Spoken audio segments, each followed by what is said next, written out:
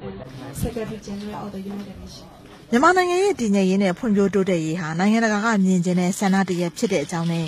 ငြိမ်းချမ်းရေးလုပ်ငန်းစဉ်တွေအောင်မြင်အောင်ပံ့ပိုးသွားမယ့်အကြောင်းဒီကနေ့သတင်းစာရှင်းလင်းပွဲမှာအတွင်းမှုချုပ်ဘန်ကီမွန်းကပြောကြားသွားခဲ့ပါတယ်။ဒေါ်အောင်ဆန်းစုကြည်ရဲ့မိတ်ဆက်ပေးမှုနဲ့ကုလသမဂ္ဂအတွင်းမှုချုပ်ဘန်ကီမွန်းကအဖွင့်မှာစကားပြောကြားတဲ့နေရာမှာတော့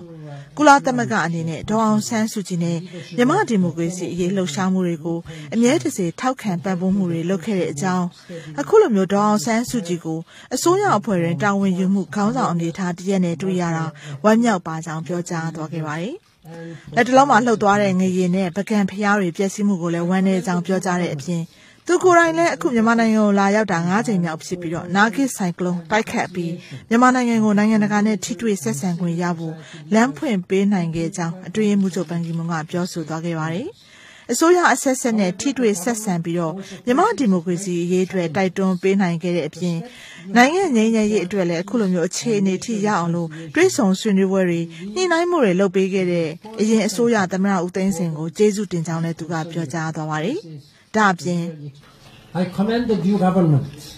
for its emphasis on dialogue, cooperation and reconciliation. ကျွန်တော်အနေနဲ့အစိုးရတစ်ကိုတောင်းဆိုချင်တာကစစ်ဖက်နဲ့အရက်ဖက်လူအဖွဲ့အစည်းခေါင်းဆောင်တွေနိုင်ငံရေးနဲ့စီးပွားရေးအရာသက်ဆိုင်ရာပါဝင်ပတ်သက်သူတွေအားလုံးအကြားတွဲဆုံဆွေးနွေးရေးနဲ့ပူးပေါင်းဆောင်ရွက်ရေးပြန်လည်သင့်မြတ်ရေးကိစ္စတွေကိုဆောင်ရွက်ဖို့ပါဒါပေမဲ့လည်းအစိုးရအနေနဲ့စိန်ခေါ်အကဲဆတ်မှုတွေအကြီးအကျယ်ရင်ဆိုင်နေရပါတယ်ငြိမ်းချမ်းရေးနဲ့အမျိုးသားပြန်လည်သင့်မြတ်ရေးအတွက်ကြိုးပမ်းဆောင်ရွက်နေတဲ့ရရှိပြီးသားအဆင့်တွေကိုပိုပြီးကြစ်လက်ခိုင်မာအောင်ကျယ်ပြန့်အောင်လှုပ်ဆောင်ဖို့လည်းလိုအပ်ပါတယ်။ဒါဟာနိုင်ငံတကာအတိုင်းအဝိုင်းရဲ့စစ်မှန်တဲ့မျှော်လင့်ချက်လည်းဖြစ်ပါတယ်။21ရာစုပင်လုံညီလာခံဟာအလားအလာကောင်းတဲ့ပထမအဆင့်ခြေလှမ်းတစ်ခုလည်းဖြစ်ပါတယ်။ရခိုင်ပြည်နယ်အတွင်းကအခြေအနေနဲ့ပတ်သက်လို့တော့နိုင်ငံတကာရဲ့စိုးရိမ်မှုတွေကိုလည်းကုလသမဂ္ဂအတွင်းရေးမှူးချုပ်ကအခုလိုပြောဆိုပါတယ်။ Today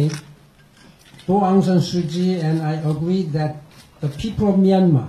whatever their ethnicity, မြန်မာပြည်သူတွေအကြားဘာလူမျိုးပဲဖြစ်ဖြစ်ဘာသာရေးအရာဘယ်ဘာသာပဲကိုယ်ွယ်စီးပွားရေးအရာဘလို့အခြေအနေမှာပဲရှိရှိအားလုံးဟာပိုပြီးကောင်းမွန်တဲ့လူမှုအခွင့်အရေးအခွင့်အလမ်းတွေရရှိသင့်တယ်ဆိုတာကိုကျွန်တော်နဲ့ဒေါ်အောင်ဆန်းစုကြည်တို့ဒီနေ့သဘောတူပါတယ်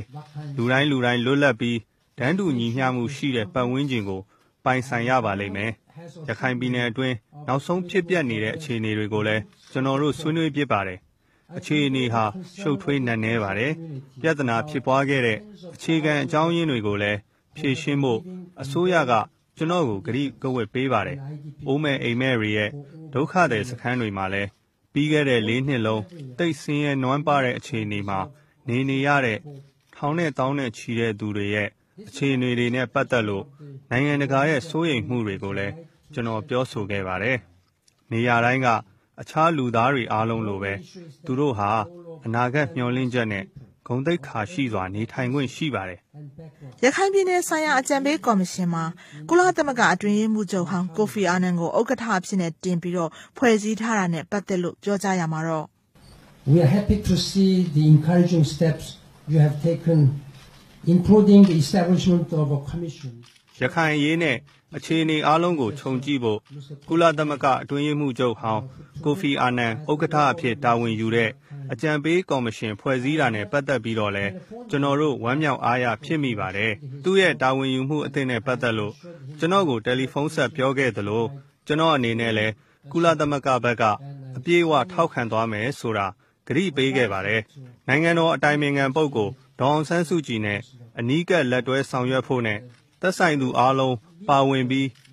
တွဲဆုံဆောင်ရွက်ဖို့ကျွန်တော်အကြံပြုထားပါတယ်ကုလသမဂ္ဂအတွင်းရေးမှူးချုပ်အနေနဲ့ခမားတို့နဲ့အတူအပြုသဘောဆောင်လက်တွဲဆောင်ရွက်သွားမယ်ဆိုတာကိုဂရုပေးပါတယ်21ရာစုပင်လုံပြည်ထောင်စုငြိမ်းချမ်းရေးညီလာခံမှာတိုင်းဒေသအဖွဲ့အစည်းတချို့မတက်ရောက်ဘူးဆိုတဲ့သတင်းတွေနဲ့ပတ်သက်လို့ဒေါ်အောင်ဆန်းစုကြည်ကပြောကြားရမှာတော့တက်နိုင်သမျှအားလုံးကိုလုပ်ပေးမှာဖြစ်တဲ့အကြောင်းဒါပေမဲ့လည်းတက်မယ်မတက်ဘူးဆိုတာကိုတော့နောက်ဆုံးကာယကံရှင်ကိုယ်တိုင်ကဆုံးဖြတ်ရမှာဖြစ်တယ်လို့ပြောဆိုသွားခဲ့ပါတယ်ရှင်